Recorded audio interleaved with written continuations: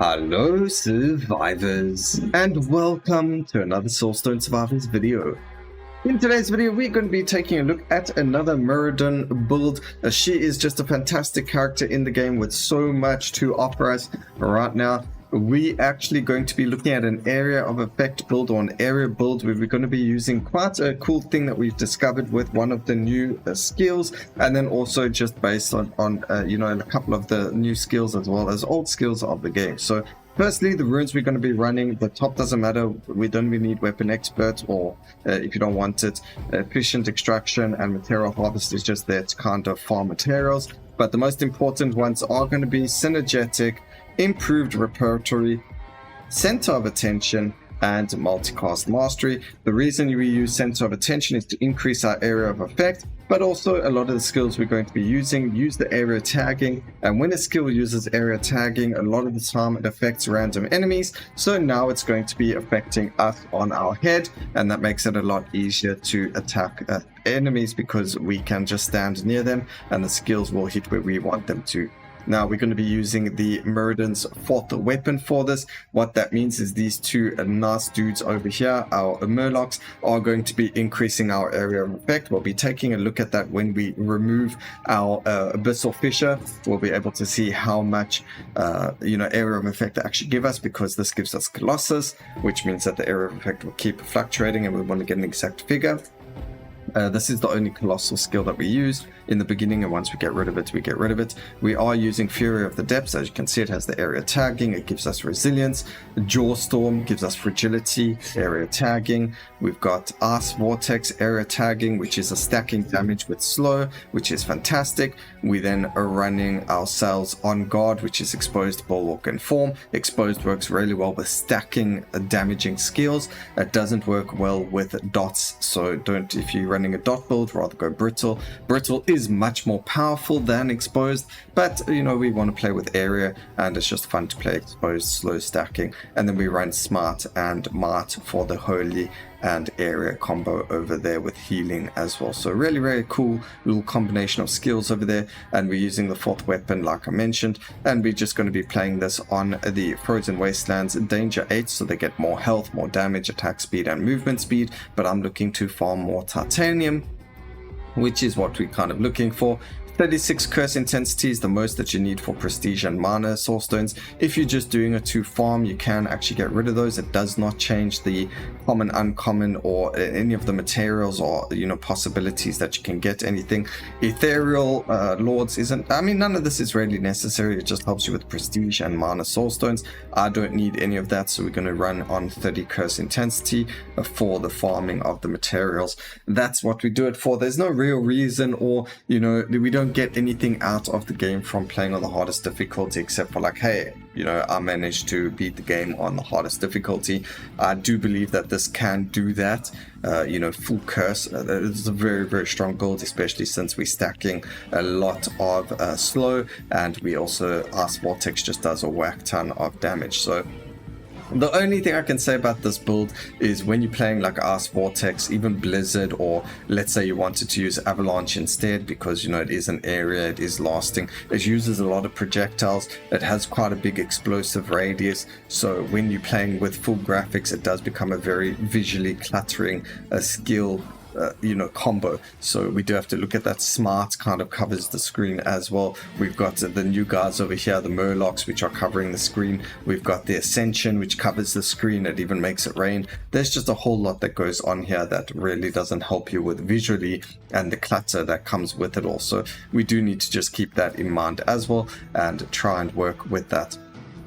Alright, we got Earth to Ice, which is okay, but we're not actually running a really good Earth skill. We're running on 4.3 second skill over here. So is it worth getting this Earth to Ice? It actually isn't. I'm going to grab ourselves the Merciless over there. Earth to Ice in this case isn't actually good. I prefer to get crit damage. We are running quite a bit of form, so we're going to have quite a lot of crit chance, but we're also going to be running disoriented, so we do get the crit damage. We do get the resilience, so we've got the damage reduction for the armor. If you wanted, you could run, instead of multicast mastery, you could run war tank, which is also one of the best skills in the game to currently use, and that's going to help you quite a lot. But for me and what I'm doing right now, I'm not really interested in that. So we're quite happy with this. We do just need to now get rid of there we go, we got our last skill, Abyssal. So now we can take a look at the area of effect. We'll just wait for the Colossal to die out, and we'll take a look. We do have the buff on us, so we'll just wait for that to die off as well. And then there we go. So we got no buff, we got no Colossal, we're sitting on 115% area of effect. And then let's just wait for the buff to come back on us. I'll tell you how we know that there's a buff on us as well. Just gotta wait for it to show up, and then I'll be able to tell you. There's like it's like a murky gray color around your character, and then that's how you know that you have the buff on you. Just waiting for it. We were on, again, 115% area of effect. And we just waiting for the buff. I think we got it. No, we didn't. We got the Mart on us. Oops. Come on, little dudes, buff us. Oh, there we go. We did get it now. So we went from 115 to 131%. So that was 16% increased area of effect. Sometimes it's 20%, sometimes it's more. I think it might be based on your actual area of effect as well. So you can get it increased based on that. I do need to do a little bit more digging over there. And that accidentally got rid of whatever I had locked there. That was a little bit of a bug. So that wasn't supposed to happen. We clicked lock and it actually changed our... It didn't re-roll, but it acted as if it did re-roll over there. So that's not very good. We do get the arse to thrust, which is pretty cool. Except we've only got one thrust, and also it doesn't really work well because the lowest cooldown is 2.5 seconds right now. So again, not really something we're looking for. Going for thrust to arse, or even thrust to holy. I think it's thrust to everything else will be really good, but we're not going to get it because I think we only have the one thrust skill, so it might not work that way. The other thing to think about over here is we've got area of effect on Jawstorm. Now this is what we've learned that I didn't know before, is that Jawstorm has a little bit of something extra in it that nobody knows about, and that is it actually works the same way something like Void works, where it pulls enemies into you, but it doesn't actually state it on the tooltip. I don't know if it's maybe missing the information and none of us have ever realized it, or it's just because, you know, we just completely forgot about it and it's supposed to be there. So it says conjure storm of jaws over a random enemy that moves randomly, causing damage and applying fragility.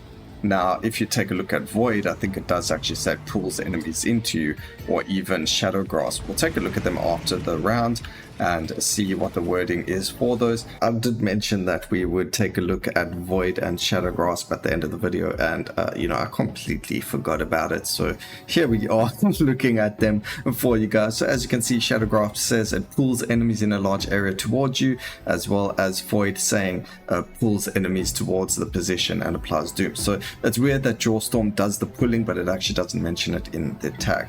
Anyway, back to the video.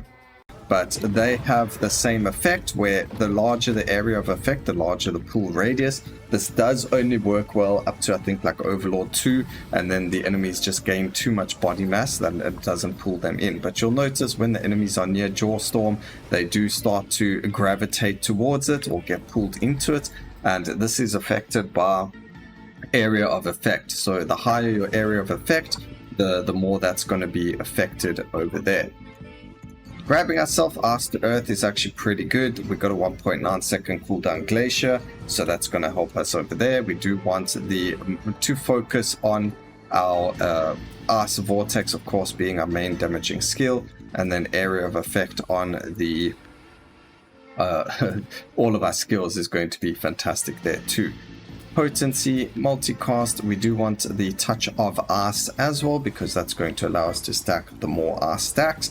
But because we have so many skills that are lasting as well as area of effect, they are going to be causing a lot of Arse or a lot of slow stacking. I do think Jawstorm should maybe not have Icy Veins, and it should rather have slow. That would make it so much cooler. But I mean, we do have Blizzard and Avalanche that also apply the slow and also our area and lasting. So I guess it kind of makes sense that it now has Icy Veins instead of that.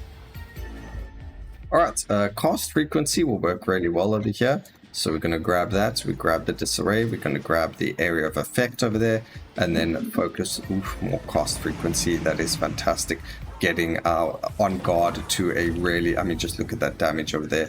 Insane amounts of damage. Again, we aren't on a really high, you know, what's the word I'm looking for? Curse intensity, but we do have a higher danger level, so that would work a little bit differently over there. Both of them kind of work together where they increase the enemy's HP and stuff, so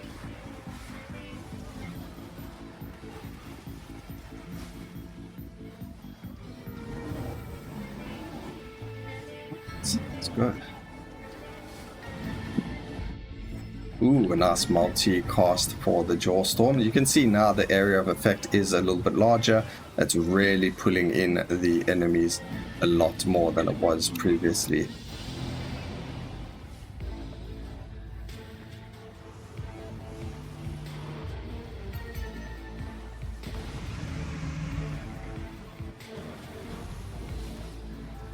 So we just got to try and move around quite a lot over here. It does, like I mentioned in the very beginning, it will become a lot of visual clutter. So as you can see, we can't really see a lot of the negative effects or area of effects of the enemies. I do think the developers need to look at bringing the area of effects of the enemies above our area of effect. So when there is those red circles, we can see them a little bit clearer and kind of move and play with the visuals on, especially when we get to later stages where they're up there all the time. Go for the cast frequency, more touch of ice for the slow stacking. This is one of the only builds when I'm playing slow stacking where we'll actually go and just keep taking more and more and more slow, because that's just going to help us deal more and more and more damage. Trying to see where the touch of ices are.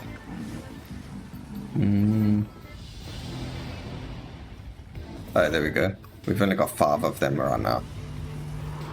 But that's a lot of hits with a Soulstone, with the other skills. Even the on guard is going to be hitting quite a lot there. And you can see we finished that in 5.5 minutes. That probably could have got a lot faster if we were even luckier with, you know, thrust to other skill chains. But quite a defensive build. I think we could push this a little bit further if we wanted to, but you guys can do that and always let me know down in the comment section or on my Discord how well it worked for you. Vortex dealing the most damage. Oceanic Strike, this is a really strong Ascension. It deals a lot more damage than we thought. And then Soulstone dealing quite a lot of damage there. And because we're running the Efficient Extractor and Material Harvest, we actually get about 2,500 common materials. We got the material we're looking for and a whole bunch of the boss mats as well. So I hope you guys enjoyed the video. Please remember to like, comment and subscribe for more videos like this in the future, and always remember, keep safe survivors. Until next time, cheers.